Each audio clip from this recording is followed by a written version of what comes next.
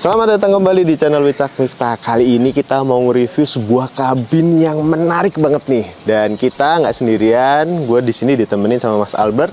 Selamat pagi. Halo, Mas Albert. Halo Sehat, Mas. Sehat banget Mas. Alhamdulillah. Aduh, ketemu nih Mas. Iya, akhirnya kita ketemu. Padahal di balik layar udah dari tadi kok. Udah dari tadi ya.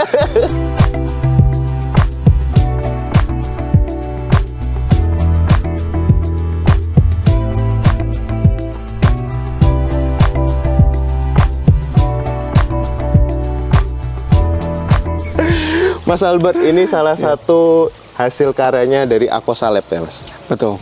Ini boleh diceritain nggak, Mas? Gimana sih kok ada kabin di sini dan gimana sih proses desainnya asal muasalnya gitu?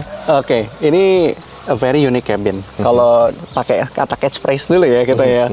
Catchphrase-nya ini the first NFT to reality cabin di Indonesia. NFT To cabin, ya. Wow. Non fungible token, ya, yang pas heboh-heboh itu kan. Itu berarti dulu ya, berbentuk NFT tapi dijadiin kenyataan seperti ini. Betul. Jadi tahun lalu itu pas lagi kita mulai kenal tentang blockchain technology ya. Kan ada yang namanya NFT itu yang heboh, cuan-cuan itu kan ya. Nah, kita ngelihat ada satu hal yang cukup menarik. Kalau dulu kan kita taunya ya kalau kita bangun rumah, arsitek menggambar, habis itu rumahnya jadi, gambar kerja itu dibuang kan. Oh iya. Pakai kan. Oh iya. Nah, kita kepikiran gimana caranya gambar kerja itu punya value. Jadi suatu digital certificate. Nah, yang kita bikin tertarik ke NFT itu karena NFT itu kan digital certification yang sebenarnya kan jadi dan nggak bisa diduplicate. Dan betul. it's very authentic di dunia digital karena itu awal mulanya. Dan ketemu Pak Cahyono sebagai pemilik di situ. Waktu itu tertarik banget nih, dia punya lahan juga. Kepikiran, mau dong coba bereksperimen karena kan belum ada yang jualan bangunan dalam bentuk NFT. Terjadilah transaksi dalam bentuk NFT. Dan that's how akhirnya bangunan ini dibangun. Ya, karena itu kecil makanya masih bisa dijadiin NFT ya. Dan inilah dijadiin seperti ini ya. Iya. Nanti kita juga bakal ngobrol sama ownernya juga ya, Mas ya. Betul, di situ. Ya.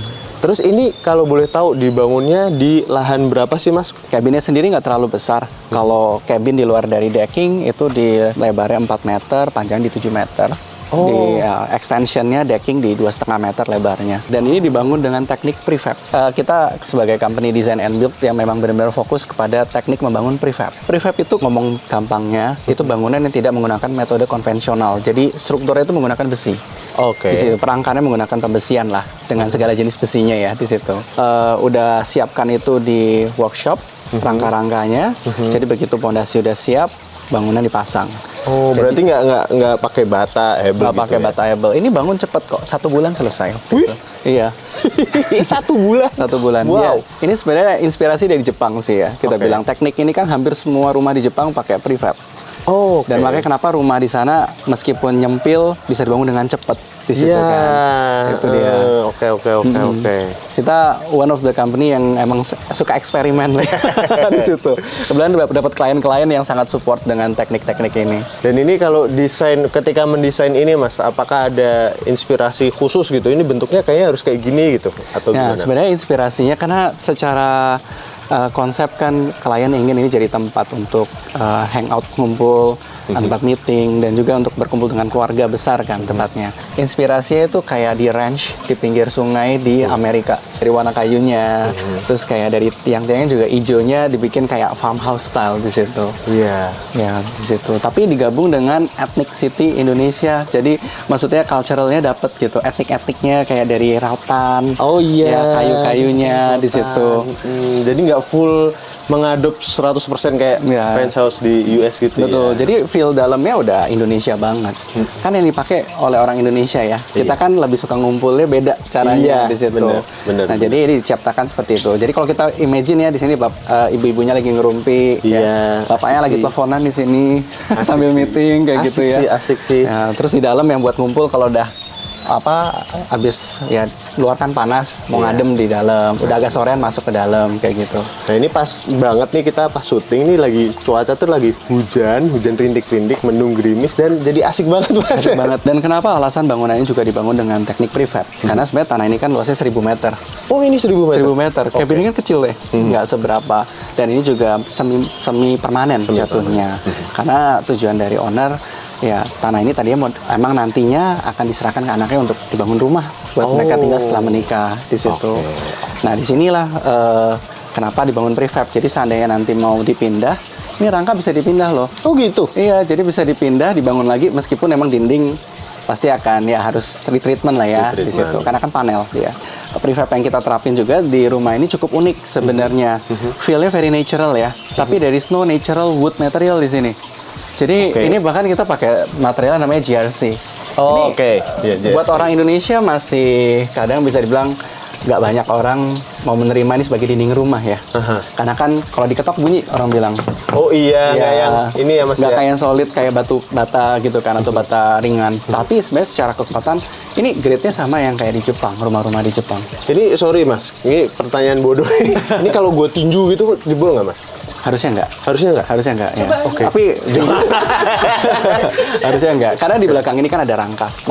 Setiap 60 cm ya dia ada itu dan dia menjadi kekuatan dari situ. GRC itu grade-nya yang udah buat outdoor, tahan air, tahan api juga, sama tahan benturan di situ. Tapi ini juga berarti menginsulasi dengan baik, Mas? Menginsulasi dengan baik. Di dalamnya ada insulation juga di situ. Dan kalau kita lihat decking juga sama di sini. Ya, kalau ini mungkin udah umum ya sekarang ya decking. Jadi pakai namanya calci deck gitu. Orang sering pakai untuk deck di rumah. Nah, di sini ya kita selain itu bangunan dan interior udah pakai GRC semua di sini. Oke, jadi sebetulnya video ini tuh udah kita shoot dari 2023. Cuman karena satu dan lain hal, akhirnya baru bisa kita tayangin sekarang. Makanya pertanyaan-pertanyaan dariku nih ke Mas Albertnya mungkin belum bisa memuaskan rasa penasaran teman-teman semua juga. Jadi mohon maaf ya. Apalagi ternyata pas masuk ke bagian dalam kabinnya, kita cek lagi filenya itu nggak ada yang ngomong langsung bahas interiornya. Gue lupa sih kenapa. Coba ya udah sedih banget sih. Padahal bagus banget loh ini bagian dalamnya. Jadi, guna mengurangi rasa kesedihan, kita tetap voice over ya menceritakan area dalam kabinnya. Nah, begitu buka pintu, kita langsung disambut sama area living plus pantry yang bener-bener terbuka dengan kaca-kaca yang besar. Ngebikin ruang di dalam seolah-olah lebih besar daripada aslinya. Karena dari dalam pun kita masih bisa leluasa nih melihat taman yang di luar tanpa terkena air hujan. Kebetulan lagi hujan deras nih. Perpaduan interior di rumah ini tuh di custom sesuai selera Pak Cahyono sebagai owner dan Mas Albert sebagai arsiteknya. Nuansa hangat bener-bener kerasa nih karena di mix and match warna dinding, kusen, perabotan, lighting, semuanya sih. Bikin betah banget, gak pengen pulang rasanya. Di balik layar, Pak Cahyono selaku ownernya juga bercerita tentang kabin ini sering dipakai untuk menerima tamu. Makanya ada pantry, ada bar stool, cocok buat menjamu tamu-tamunya sambil ngobrol-ngobrol santai di dalam sini. Di kabin ini tidak ada kamar tidurnya ya guys, karena kabin ini dibangun untuk tempat istirahat atau nyantai aja. Kalau mau tidur ke rumah utamanya aja yang aksesnya ada di belakang sana. Hehehe. Udah, jangan bahas lahan ownernya seluas apa di kolom komentar ya. Fokus ke desain kabinnya aja. Masih tersisa satu area nih di belakang pantry, yaitu kamar mandi yang lengkap. Ada shower, toilet, wastafel, dan cerminnya. Nah, habis ini kita langsung dengerin aja cerita dari ownernya tentang kabin ini. Oke, sekarang kita udah ketemu juga sama Pak Cahyono. Terima kasih banyak nih Pak, kita udah dibolehin berkunjung ke sini. Keren banget kabinnya. Terima kasih juga udah datang. Kita ada beberapa pertanyaan nih Pak. Kalau boleh tahu, gimana sih Pak latar belakangnya sampai akhirnya memutuskan untuk dibangun kabin ini nih Pak? Jadi ceritanya tanah ini dulu nih. Jadi tanah ini saya dapetin udah lama Mas. Udah lama, udah mungkin 10 tahun nggak diapa-apain. Jadi kalau tiap 3 bulan sampai 6 bulan itu saya mesti bersihin karena kan alang-alangnya udah tumbuh tinggi. Oh ya. Jadi saya tunggu. Nah pada waktu pandemi, awalnya mulai pandemi itu, pandemi kan kita di rumah aja. Terus kita suka ada pengen punya kegiatan activity di luar, nggak di dalam rumah kan nggak boleh kita keluar. Oh ya ya. Nah saya pikir-pikir saya punya tanah di belakang gitu. Jadi saya bisa pakai buat saya healing lah gitu ya. Healing gitu. Kalau di rumah aja kan bosen. Jadi saya bangunlah. Pertama-tama saya bangun walking track saya buat sih, bukan jogging track, walking track nih, keliling gitu. Jadi kalau saya mau olahraga jalan-jalan aja di sini gitu. Saya buat taman supaya ada sedikit hijau-hijau lah. Kemudian pada waktu pembuatannya saya mikir nih kalau saya jalan Kan kira-kira jalan keliling-keliling tuh bisa habis 3 sampai 5 kilo lah, lumayan gitu untuk usia saya yang olahraga. Saya perlu tempat nih untuk duduk, minum dan sebagainya gitu. Saya berpikir waktu ini kalau ada tempat bagus juga. Saya pikir-pikir, saya cari-cari, ketemulah Mas Albert. Saya pengen ceritakan, misalnya saya pengen tempat buat ngopi, buat santai-santai dan sebagainya. Kalau sore bisa duduk-duduk di luar gitu. Nah, jadilah tempat ini. Kira-kira gitu latar belakangnya. Nah, pertanyaan selanjutnya nih ke Mas Albert nih. Waktu mendesain dan ketemu Pak Cahyono nih, kira-kira ada challenge nggak waktu? Gimana nih ya? Aku harus memenuhi kebutuhan Pak Cahyono ini seperti apa gitu? Kalau dibilang challenging nggak, seru malah ya Pak ya.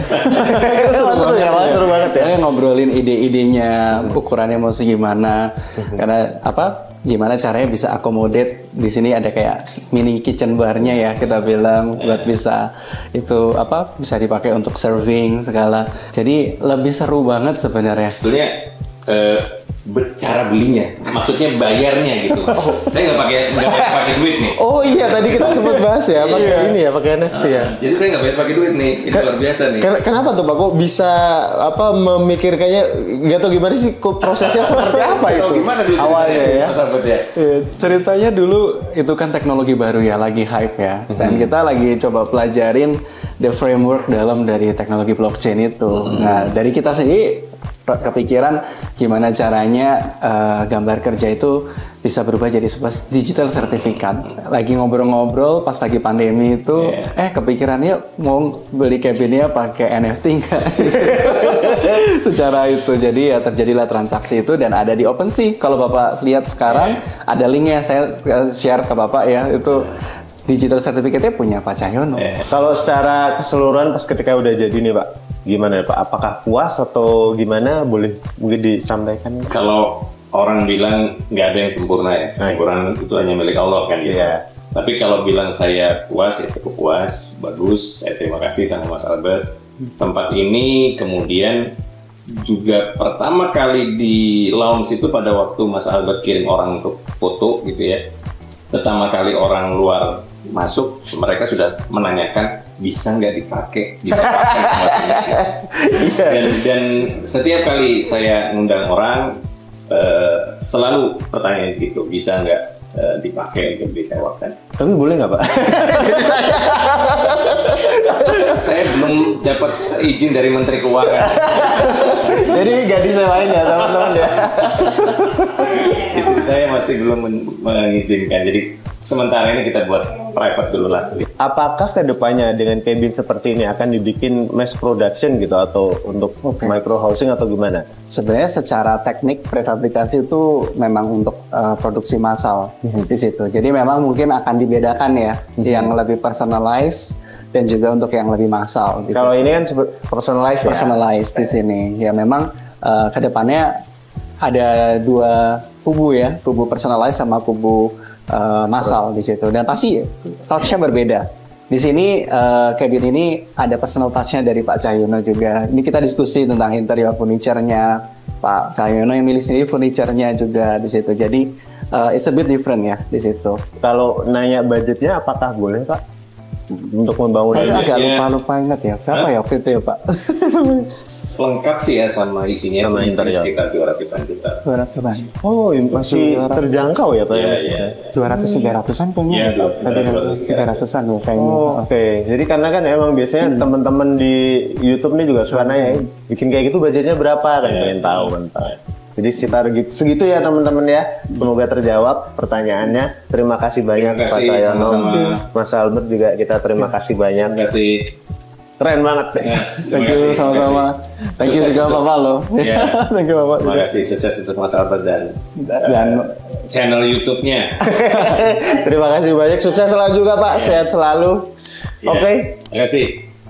Terima kasih. Jangan lupa subscribe channel Wicak Tirta dan sampai jumpa lagi di episode selanjutnya. Dadah.